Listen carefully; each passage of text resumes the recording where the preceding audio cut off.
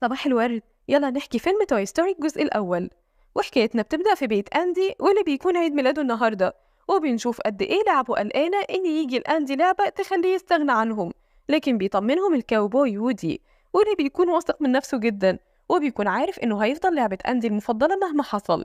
وبيبدأ أندي يفتح في هدايا عيد الميلاد لغاية ما بيوصل لآخر لعبة، وبيكون واضح إنه مبهور بيها جدا. وبيطلع على أوضته وبيرمي وودي من على السرير، وبيحط مكانه اللعبة الجديدة، وبيخرج من الأوضة مع أصحابه.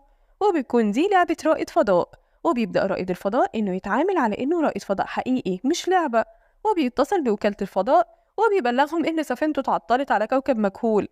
وبيروح لوودي وبيحاول إنه يرحب بيه، لكن رائد الفضاء واللي بيكون اسمه باز بيتعامل معاه في البداية على إنه عدو ليه. ولما بيعرف باز إن وودي من شرطة المدينة بيطلب منه المساعدة، وبيقوله إنه هنا في مهمة لحماية المجرة. وبيفكر وودي إنه بيهزر. وبتيجي باقي اللعب وبترحب بباز، وبتكون مبهورة بيه وبأنوار الليزر اللي في بدلته. وبيكون كمان واضح إن وودي غيران منه، وبيحاول يفهم باقي الألعاب إن باز مجرد لعبة. لكن باز بيقوله إنه رائد فضاء حقيقي وبيقدر يطير. وبيتحداه وودي وبيقدر باز عن طريق الصدفة إنه يطير، وهو بيقول إلى اللانهائية وما بعدها. وبيرجع للسرير من تاني بدون ما يحصل له أي حاجة. وبتحييه باقي الألعاب، وبيحاول وودي إنه يقنع نفسه إنه لعبة أندي المفضلة، وإن مفيش حد هياخد مكانه. بس ده مش بيحصل، وبنشوف إن باز أخد مكان وودي فعلا، وإنه بقى صاحب أندي المفضل، لدرجة إن أندي بيخليه هو ينام جنبه في السرير، وبيحط وودي في صندوق الألعاب. وتاني يوم بيتخانق وودي مع باز لأنه أخد صاحبه منه. وبيفتح وودي الخوذة بتاعت باز وبيترعب باز وبيتخنق، لكن بيكتشف بعد كده إن الهوا مش ملوث زي ما كان مفكر. وبيشوفوا من الشباك الطفل ساد، واللي بيكون دايما بيعذب ألعابه وبيفجرهم بالصواريخ. وبيقول وودي لباز إن أحسن حاجة هتحصل إنهم هيعزلوا من هنا كمان يومين، وده مش هيخليهم يشوفوا ساد تاني. وبالليل بتقول مامة أندي إنهم هيتعشوا في كوكب البيتزا، وبتقول لأندي إنه هياخد لعبة واحدة بس معاه. وبيسمعهم وودي وبيحاول يتخلص من باز علشان يروح هو مع أندي، بس بدل ما بيوقع باز ورا المكتب بيوقعه من الشباك. وبتتهمه كل الألعاب إنه قتل باز، وبيحاول وودي إنه يبرر موقفه بس مش بيصدقوه. وبيروح وودي مع أندي، وفي الطريق بتقف العربية في محطة بنزين، وبينزل أندي من العربية مع باباه، وبيروح باز لوودي وبيفرح بيه وودي جدا لأنه لسه عايش. وبيعتذر وودي لباز، بس باز مش بيتقبل أسفه وبيضربه، وبيقعوا من العربية وهم بيتخانقوا. وفجأة بيركب أندي العربية وبتمشي، وبيحاول وودي إنه يلحقها بس مش بيقدر. وبيشوف وودي عربية دليفري لمطعم كوكب البيتزا، وده نفس المطعم اللي رايحه أندي. وبيقنع باز إنهم يستخبوا جواها وإنها هتوصلهم لوكالة الفضاء. وفعلا بيوصلوا لمطعم كوكب البيتزا، وبيستخبوا جوا علب الأكل علشان محدش يشوفهم. وبيكون باز مبهور بالمكان ومفكر نفسه وصل لمحطة الفضاء. وبيشوف ووزي أندي، وقبل ما يروح له بيسيبوا باز وبيركب في الصاروخ على أمل إنه يوصلوا لكوكبه. وبيلحقوا وودي علشان يرجعوا، وبيحاول يقنع باز إنهم يمشوا بسرعة قبل ما حد يشوفهم. بس بيوصل سيد فجأة، وده الولد اللي بيعذب ألعابه. وبياخد وودي وباز من سفينة الفضاء وبيحطهم في الشنطة، وبياخدهم لبيته. ولما بيروح البيت بياخد عروسة أخته وبيعمل لها عملية كأنه دكتور، وبيبدل راسها براس ديناصور. وبتخاف أخته وبتصرخ. ولما بيشوف وودي اللي حصل بيترعب، وبيحاول يهرب من البيت، بس الباب بيكون مقفول. وبتظهر ألعاب ساتو اللي بيكون شكلها مرعب، وبيخاف منها وودي أكتر. وتاني يوم بيحاول وودي وباز إنهم يهربوا، بس بدون ما يقصد بيعمل وودي صوت وبيصحى الكلب وبيهاجمهم، بس هما بيقدروا يستخبوا منه. وبيشوف باز في التلفزيون إعلان عنه، وبيعرف إنه مجرد لعبة ومش حقيقي. وبيتصدم باز وبينهار، وبيحاول إنه يثبت لنفسه إنه حقيقي، وبيحاول يطير، بس بيقع وبتتكسر دراعه. وبتيجي أخت ست وبتاخده تلعب بيه، وبيروح وودي يدور على باز وبيلاقيه قاعد مع مجموعة لعب تانية بيمثلوا إنهم في حفلة شاي. وبيروح وودي يقنع باز إنهم لازم يرجعوا بسرعة لبيت أندي، لكن باز بيكون مصدوم من حقيقته. وبياخد وودي باز بالعافية وبيرجعوا لأوضة سيد. وبيفتح وودي الشباك وبيحاول ينادي على أصحابه من ألعاب أندي، وبيرمي لهم حبل علشان يعدي بيه للبيت التاني. لكن باقي الألعاب بترفض تساعده لأنهم فاهمين إنه قتل باز، لكن وودي بيقول لهم إن باز معاه وما ماتش. وبيحاول وودي يقنع باز إنه يجي بنفسه ويكلم الألعاب علشان يصدقوه، بس باز بيرفض. وبيشوف باقي الألعاب دراع باز وبيتصدموا، وبيرفضوا يساعدوا وودي وبيقفلوا الشباك. وبتتجمع ألعاب ساد وبتصلح دراع باز، وبيفهم وودي إن الألعاب دي مش شريرة وإنها بتساعد باقي الألعاب وبتصلحها. وبيدخل ساد الأوضة وبتستخبى الألعاب بسرعة، وبيستخبى وودي هو كمان تحت سلة، بس باز بيكون فقد الأمل وبيرفض يتحرك من مكانه. وبيكون ساد معاه صاروخ احتفالات وبيربطه في باز، وبيقرر ساد إنه يفجر الصاروخ، بس الجو بيكون مطر وبيأجل ساد تفجير الصاروخ لتاني يوم. وبالليل بيحاول وودي يقنع باز إنه يساعده علشان يهربوا، بس باز بيقوله إنه مجرد لعبة وإنه ما يقدرش يساعد حد. وبيتكلم وودي مع باز وبيقوله إنه كان غيران منه لأنه فعلا أحسن منه وإنه بيطير وعنده ليزر. وبيزعل وودي وبيطلب من باز إنه يسيبه ويهرب لأن مفيش وقت، لكن باز بيقرر أخيرا إنه يساعد وودي ويهربوا سوا. وبيضرب المنبه فجأة وبيصحى سيد من النوم، وبياخد باص وبيخرج من الأوضة علشان يفجر الصاروخ. وبيحاول وودي إنه يلحقه بس الكلب بيهاجمه وبيتحبس وودي في الأوضة. وبتقرر باقي الألعاب إنها تساعده، وبنشوف وودي وهو بيعمل خطة مع باقي الألعاب علشان ينقذوا باز. وفعلا بيقدر وودي إنه يخرج الكلب بره البيت، وبيخرج وودي وباقي الألعاب من باب الحديقة. وبيحاول وودي إنه يساعد باز بس سيد بيلاقيه وبيحطه في الشواية مع عود كبريت علشان يشويه. وبيكلموا وودي وبيتخض سيد، وبيقولوا وودي إن لو محافظش على ألعابه هيعاقبوه. وبتتحرك باقي الألعاب وبتهاجم سيد، وبيخاف سيد وبيجري. وبيفك وودي باز وبيروحوا بسرعة علشان يلحقوا أندي، بس مش بيلحقوا العربية، بس بيقدروا إنهم يلحقوا عربية العفش. وبيشوفهم كلب سيد وبيطاردهم وبيمسك وودي، وبيضحي باز بنفسه وبينقذ وودي وبيقع هو من العربية. وبيفتح وودي الصناديق لغاية ما بيوصل لصندوق الألعاب، وبيخرج العربية اللعبة وبيرميها من العربية علشان يساعد باز. وفعلا بيقدر باز بمساعدة العربية إنه يهرب من الكلب، ومش بيفهم باقي الألعاب ليه وودي بيعمل كده وبيرموه من العربية. بس وودي بيركب مع باز على العربية اللعبة وبيحاولوا يحصلوا عربية العفش. وبتشوفهم باقي الألعاب وبيعرفوا إن وودي كان فعلا بيحاول ينقذ باز، بس بطارية العربية بتخلص. وبيفتكر وودي عود الكبريت اللي معاه والصاروخ المربوط في باز، وبيطفي عود الكبريت بعد ما بيولعه وودي وبيزعل جدا.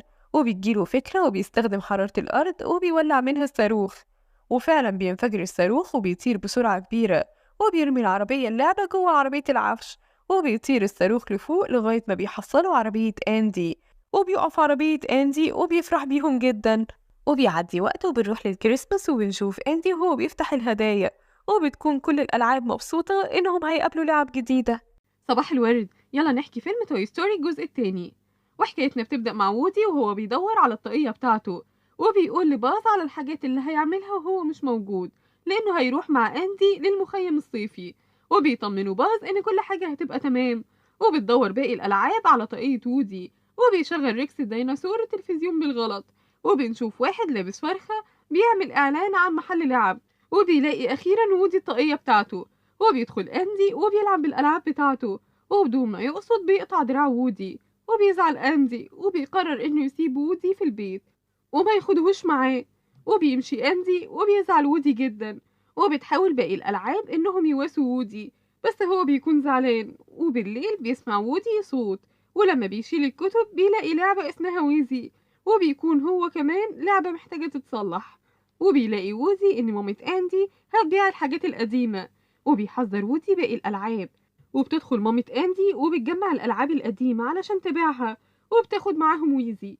وبيقرر وودي إنه ينقذه، وفعلا بيقدر وودي إنه يوصل لصندوق الروبابيكيا وبياخد ويزي. بس وهم راجعين بيقع وودي من على الكلب وبيلاقيه راجل، وبيقرر إنه يشتريه من مامة أندي، بس هي بتقوله إنه مش للبيع.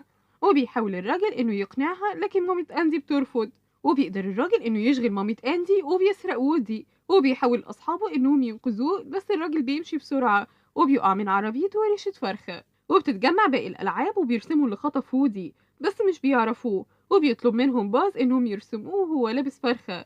وبيعرفوا إنه الراجل بتاع الإعلان واللي كان اسمه إل، وبيعرفوا من الإعلان مكان محله، وبيقرروا إنهم يروحوا وينقذوا وودي. وبنشوف إن إل رجع للبيت وبيكون مبسوط جدا، وبيقول إنه هيبقى غني بسبب وودي. وبيروح الشغل، وبيحاول وودي إنه يهرب بس مش بيعرف لأن دراعه مقطوع. وفجأة بياخد حصان وودي وبيفضل يجري ويتنطط بيه، وبتيجي لعبة اسمها جيسي وبتحضن وودي وبتكون فرحانة جدا إنها لقيته أخيرا. وبيقابل كمان المنقب وبيكون لعبة لسه مخرجتش من كرتونتها، وبيكونوا كلهم فرحانين ما عدا وودي واللي مش بيكون فاهم ايه اللي بيحصل. وبيقول المنقب انه اهم لعبة في المجموعة، وبيوري له افلام كرتون كتير من بطولته وكمان صور والعاب تانية كتير. وبيفضل وودي يلعب مع جيسي والحصان وبيرقصوا وهم مبسوطين. وبيتصدم وودي لما بيعرف انه هو والمجموعة هيسافروا لليابان علشان يتعرضوا في متحف هناك. وبيقول لهم وودي انه مش هينفع يسافر وانه لازم يرجع لصاحبه اندي. وبتزعل جيسي جدا وبتعيط، وبنعرف ان المتحف مش هيشتري المجموعة بدون وودي. بس وودي بيصر وبيسمعوا صوت وبيرجع كل واحد لمكانه بسرعة. وبيدخل الأوضة وبيحاول يصور المجموعة، وبدون ما يقصد بيقطع دراع وودي. وبيتوتر جدا وبيكلم واحد في التليفون وبياخد دراع وودي معاه وبيمشي. وبنشوف باز مع باقي الألعاب وهم في طريقهم لوودي. وبنروح لوودي واللي بيكون متضايق علشان دراعه، وبيكون نايم. وبيحاول وودي إنه ياخد منه الدراع، بس التلفزيون بيشتغل فجأة بصوت عالي. وبيصحى وبيلاقي وودي واقع على الأرض، وبياخده وبيرجعه تاني لمكانه. ولما بيمشي بيزعق وودي لجيسي لأنه بيكون مفكر إن هي اللي شغلت التلفزيون، وبتقوله جيسي إنها ما عملتش كده. بس وودي مش بيصدقها وبتتضايق منه جيسي وبتسيبه وبتمشي. وتاني يوم بيوصل خبير في تصليح الألعاب وبيصلح وودي وبيرجعه جديد من تاني. وبتوصل المجموعة لمحل ألعاب وبيبدأوا يدوروا على وودي. وبيوصل باز لقسم خاص للعبة باز يطير، وبتخرج لعبة منهم من كرتونتها وبتقبض على باز، وده لأن النسخة التانية من باز مفكرة إنه رائد فضاء حقيقي. وبيحبس باز في الكرتونة، وبتروح النسخة المزيفة من باز مع باقي ألعاب أندي. وبنشوف وودي وهو ماشي وبيسلم على باقي المجموعة وبيحاول يصالح جيسي. وبتحكي له جيسي إن هي كمان كان عندها صاحبة، بس لما كبرت اتبرعت بيها واتخلت عنها. وبيتأثر وودي جدا وبيقرر إنه يفضل مع المجموعة ويسافروا سوا لليابان. وبتوصل ألعاب أندي ومعاهم باز المزيف لعمارة وبنشوف إن باز الحقيقي قدر يخرج من الكرتونة وبيحاول يحصل باقي المجموعة، وبدون ما يقصد بيوقع لعبة زورج، ودي بتكون لعبة شريرة عدوة الباز. وبتقدر ألعاب أندي إنهم يوصلوا للشقة اللي فيها وودي، وبيهاجموا جيسي والحصان والمنقب وبيعاملوهم كأنهم خاطفين وودي. بس وودي بيقول لهم إنهم أصحابه وإنه قرر إنه يفضل معاهم. وبيوصل باز الحقيقي وبيرجع لأصحابه من تاني، وبيحاول باز يقنع وودي إنه يرجع معاهم، بس وودي بيرفض. وبتزعل منه باقي الألعاب وبتمشي. وبيكون وودي وحشه صاحبه أندي جدا، وبيغير وودي رأيه في آخر وقت وبيقرر إنه يرجع مع أصحابه. وبيقنع وودي جيسي والحصان والمنقب علشان يرجعوا معاه لبيت أندي. بس بنلاقي إن المنقب مش في الصندوق بتاعه، وبيقفل المنقب فتحة التهوية. وبنعرف إن المنقب هو اللي شغل التلفزيون لما وودي كان بيحاول ياخد دراعه من جيسي. وبتحاول ألعاب أندي إنهم ينقذوا وودي، بس بيوصل وبياخد وودي وباقي المجموعة وبيحطهم في الشنطة، وبيتحرك في طريقه للمطار. وبتلحقهم لعب أندي وبيقرروا إنهم يسرقوا عربية كوكب البيتزا ويلحقوا وودي. بس باز المزيف بيرفض إنه يروح معاهم وبيقول لهم إنه هيفضل مع زورج، وده بعد ما بيعرف باز إن زورج يبقى باباه. وفعلا بتركب المجموعة العربية وبيمشوا ورا وبيوصلوا للمطار. وبيحط الشنطة في سير الشنط، وبتدخل باقي الألعاب في صندوق علشان ينقذوا وودي. بس المنقب بيمنع وودي يخرج من الشنطة وبيهاجم باز وبيقطع دراع وودي. وقبل ما يقتله بتنقذوا ألعاب أندي وبياخدوا المنقب وبيحطوه في شنطة بنت صغيرة علشان تلعب بيه. لكن جيسي مش بتقدر تخرج من الشنطة، وبتتحط الشنطة على الطيارة وبيقدر وودي إنه يوصل لها. وبيخرج جيسي منها وبيخرجوا من الطيارة من فتحة العجلات، وبتطير طاقية وودي بس بيلحقها باز ومعها الحصان. وبيقدر وودي إنه يتعلق هو وجيسي في الحبل وبينطوا من الطيارة وبيركبوا على الحصان مع باز. وبيعدي وقت وبيرجع أندي للبيت وبيفرح جدا إن مامته جابت له ألعاب جديدة. وبيصلح أندي دراع وودي وبيفرح وودي جدا وبيشكر وودي باز وبيقول له إنه حتى لو أندي كبر هو هيكون مبسوط لأنهم هيفضلوا أصحاب. صباح الورد، يلا نحكي فيلم توي ستوري الجزء الثالث. وحكايتنا بتبدأ في بيت أندي وبنشوفه ومامته بتصوره فيديو وهو بيلعب الألعاب بتاعته. وبيكبر أندي يوم بعد يوم، وبنشوف ألعابه وهما بيرنوا على تليفونه علشان يفتح أندي الصندوق ويشوفهم، لأنه بقاله فترة كبيرة مش بيلعب بيهم. بس أندي بيكون كبر وبيفتح الصندوق وبياخد التليفون وبيقفل الصندوق بدون ما يلعب بألعابه. وبيزعل جدا وودي وباقي الألعاب، وبيجتمع وودي بالألعاب وبيقول لهم إن أندي كبر وهيروح الجامعة، وبيقول لهم إنه أكيد أندي مش هيرميهم وإنه هيشيلهم في السندرة. وبتكون مدام بطاطس زعلانة جدا لأن عينيها ضايعة، وبيسمعوا صوت أندي وبيستخبى الألعاب بسرعة في الصندوق. وبنشوف مامة أندي وهي بتقوله يجمع الحاجات اللي مش عايزها علشان ترميهم، وبتقول لأخته تجمع ألعابها اللي مش محتاجاها علشان تتبرع بيهم لمركز الأطفال. وبتحط البنت الألعاب اللي مش عايزاها في الصندوق، وبتسأل الأم أندي إذا كان هيتبرع بألعابه، بس هو بيقول لها إنه هيشيلهم في الصندرة. وبيبدأ أندي يعبي ألعابه، وبيقرر إنه ياخد وودي معاه الجامعة. وهو رايح يحط ألعابه في الصندرة بيحط الكيس على الأرض علشان يساعد أخته، وبتفكر مامته إن ده كيس زبالة وبتاخده علشان ترميه. وبيشوفها وودي وبيروح بسرعة علشان يساعد الألعاب. وبتكون باقي الألعاب مفكرة إن أندي اتخلى عنهم، وبيحاولوا إنهم يخرجوا من الكيس قبل ما عربية الزبالة تيجي وتاخدهم. وبنشوف وودي وهو بيفتح كل أكياس الزبالة علشان يدور على أصحابه، بس مش بيلاقيهم. وبيعرف إنهم قدروا يهربوا، وبيروح له مودي وبتقوله الألعاب إنهم قرروا يروحوا لمركز الأطفال مع باربي وباقي الألعاب. وبيحاول وودي إنه يقنعهم إن أندي ما كانش هيرميهم وإنه كان هيشيلهم في السندرة، بس هما مش بيصدقوه. وبيحاول وودي يخرجهم من الكرتونة، بس بتيجي مامة أندي وبتقفل عليهم شنطة العربية، وبتاخدهم وبتروح للمركز المشمس، وده مكان زي الحضانة. وبتسلم الألعاب للمشرفة واللي بيكون معاها بنتها الصغيرة بوني، وبتحط المشرفة الكرتونة في أوضة لعب الأطفال. وبعد ما بتخرج الأطفال بتتجمع باقي الألعاب وبترحب بألعاب أندي، وبيقول لهم الدبدوب لوتسو إن حياتهم هنا هتكون مختلفة وكلها لعب، لأن كل الأطفال ما بتكبر بتيجي أطفال غيرهم. وبيعرفهم الدبدوب على اللعبة البيبي، وبياخدوهم للأوضة اللي هيقعدوا فيها. وبتقابل باربي كيلي وبتقرر تروح معاه في الأوضة بتاعته. وبيحاول وودي إنه يقنع باقي الألعاب إنهم يرجعوا لبيت أندي وإنه ما تخلاش عنهم، بس هما مش بيرضوا يصدقوه. وبيزعل منهم وودي وبيسيبهم وبيمشي. وبيهرب وودي من المركز المشمس، بس في طريقه بيطير في الهواء وبيقع على شجرة وبيتعلق في غصن بتاعها. وبتقع الطاقية بتاعته وبتشوف الطفلة بوني، وبتاخده في الشنطة بتاعتها وبتروح بيه للبيت.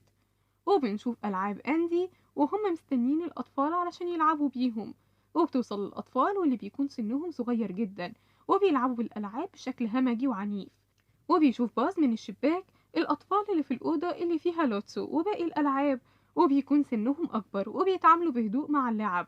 وبنشوف بوني وهي في البيت وبتلعب بوودي وباقي الألعاب، وبيكون وودي مبسوط إنه أخيرا طفل بقى يلعب بيه تاني. وبنشوف باز وباقي الألعاب وهم تعبانين من اللي حصل لهم، وبتقول باقي الألعاب لباز إنه يروح للوتسو ويقوله إنهم عايزين يتنقلوا للأوضة بتاعة الأطفال الكبار، بس الباب والشباك بيكونوا مقفولين.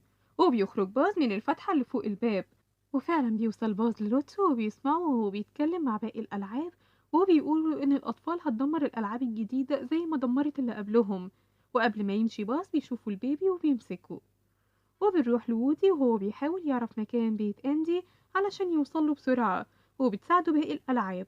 وفعلا بيقرر وودي إنه يهرب، وبيقول وودي للألعاب لو حد فيهم راح للمركز المشمس يبلغ أصحابه إنه رجع لأندي. وبتتصدم الألعاب إنه قدر يهرب من هناك، وبيقولوله إن اللي بيتحكم في المركز دبدوب شرير اسمه لوتسو. وبيحكي له لعبة على شكل مهرج إن هو ولوتسو والبيبي كانوا لعبة طفلة اسمها ديزي، وكانوا هما الألعاب المفضلة ليها. وفي يوم وهي في رحلة بتنام وبياخدها باباها للعربية وبينسى الألعاب بتاعتها. وبيقرر لوتسو والبيبي والمهرج إنهم يروحوا لبيت ديزي، بس لوتسو بيتصدم لما بيلاقي إن ديزي جابت لعبة زيه. وبيكدب لوتسو على الألعاب وبيقول لهم إن ديزي جابت لعب تانية غيرهم. وبيمشوا لغاية ما بيلاقوا المركز المشمس، وبقى لوتسو هو اللي بيتحكم فيهم. وبيقول كمان المهرج لوودي إنه اتقطع وبوني أخدته وخيطته، وبيقول إن مفيش لعبة ممكن تخرج سليمة من هناك. وبيخاف وودي على أصحابه وبيقرر إنه ينقذهم. وبيروح للمركز المشمس وبياخد البيبي باز للوتسو، وبيطلب باز من لوتسو إنه ينقلهم للأوضة اللي هو فيها، بس لوتسو بيقوله إنه ممكن ينقله هو بس لأنه لعبة قوية. بس باز بيرفض يتخلى عن أصحابه، وبيأمر لوتسو البيبي إنه يربط باز وبيرجعوه على ضبط المصنع. وبنروح لباقي الألعاب وبتكون عين مدام بطاطس في بيت أندي، وبتشوف إن أندي بيدور عليهم وبيزعل جدا لأنه بيفكر إن مامته رمتهم. وبتفهم باقي الألعاب إن أندي ما كانش هيتخلى عنهم وإن وودي كان معاه حق، وبيقرروا إنهم يرجعوا لأندي. لكن بيوصل لوتسو وبيمنعهم، وبيظهر باص وبيهاجم أصحابه، وده لأنه مفكر إنه رائد فضاء حقيقي. وبيحبسوا ألعاب أندي علشان ما يهربوش، وبيرمي لهم لوتسو طاقية وودي، وبيقول لهم إن اللي هيهرب هيكون مصيره زي وودي، وبيكون باز هو المسؤول عن مراقبتهم. وتاني يوم بتوصل بوني للمركز، وبيكون وودي مستخبي في الشنطة بتاعتها، وبيروح وودي للأوضة اللي فيها أصحابه، وبيشوف الأطفال وهما بيلعبوا بيهم بهمجية، وبتروح للعبة اللي على شكل تليفون، وبيقول لوودي إن مفيش إلا طريقة واحدة علشان ينقذ أصحابه، وهي عن طريق صندوق الزبالة، وإن الزبالة بتتجمع الصبح وبتاخدها عربية الزبالة بالليل، وبيقوله إن في حراسة جديدة، وإن في قرد بيراقب كل الأماكن بالكاميرات. وبتخرج كل الأطفال من الأوضة، وبيخرج وودي لأصحابه، وبيفرحوا بيه جدا، وبيسألهم وودي عن باز، وبيقولوله إن لوتسو رجعه لضبط المصنع ورجع رائد فضاء من تاني، وبتعتذر باقي الألعاب لوودي علشان ما صدقوهوش، وبيقول لهم وودي إنهم لازم يهربوا النهاردة بالليل علشان يوصلوا لأندي قبل ما يروح للجامعة، وبيشرح لهم وودي خطة الهروب. وبالليل بيتمم باز وكيلي إن كل الألعاب موجودة في مكانها، لكن أستاذ بطاطس بيعمل نفسه إنه بيهرب، وبيعاقبوه وبيحطوه في صندوق الرمل. وبيستغل وودي الفرصة وبياخد الكلب وبيروح للقرد اللي في أوضة المراقبة، وبيقدر وودي إنه يمسك القرد وبيربطه، وبيفك أستاذ بطاطس القطع بتاعته وبيركبها على رغيف عيش. وبتعتذر باربي لكيلي وبتقدر تخدعه، وبياخدها معاه للأوضة بتاعته، وبتطلب منه باربي يعمل لها عرض أزياء. وفجأة بتخرج باربي من ورا كيلي وبتضربه، وبتعرف منه ازاي يرجعوا باز لشخصيته من تاني، وبتتخانق الحصالة مع ريكس علشان يقدروا يسيطروا على باز، وبيحاولوا يرجعوه لطبيعته من تاني، بس بدل ما بيرجع باز لطبيعته بتتغير طبيعته للغة الأسبانية. وبيقرر وودي إنه ياخد باز معاه وبعدين يبقى يصلحه، وبيهربوا للجنينة وبيروح لهم أستاذ بطاطس، وبيرجع لشكله من تاني. وبيوصل وودي وباقي الألعاب لصندوق الزبالة، لكن بيظهر لهم لوتس وباقي الألعاب، وبيحاصر وودي وبيقول لهم يا إما يفضلوا معاهم أو يترموا في صندوق الزبالة، وبيقول لهم إن العربية على وصول. وبيقول وودي إنه عارف حكاية ديزي، وبيقول وودي للبيبي إن لوتسو كدب عليه وإن ديزي ما تخلتش عنه، وبيتعصب الطفل وبيشيل لوتسو وبيرموه في صندوق الزبالة وبيقفل عليه. وبيعدي وودي وأصحابه من فوق الصندوق قبل العربية ما توصل، بس بتتحشر لعبة من المخلوقات الفضائية، وبيرجع وودي علشان ينقذها، وبيمسك لوتس وودي وبيشدوا معاه للصندوق، وبتوصل عربية الزبالة وبتحاول باقي الألعاب إنها تساعد وودي، بس مش بيعرفوا وبيقعوا كلهم في عربية الزبالة.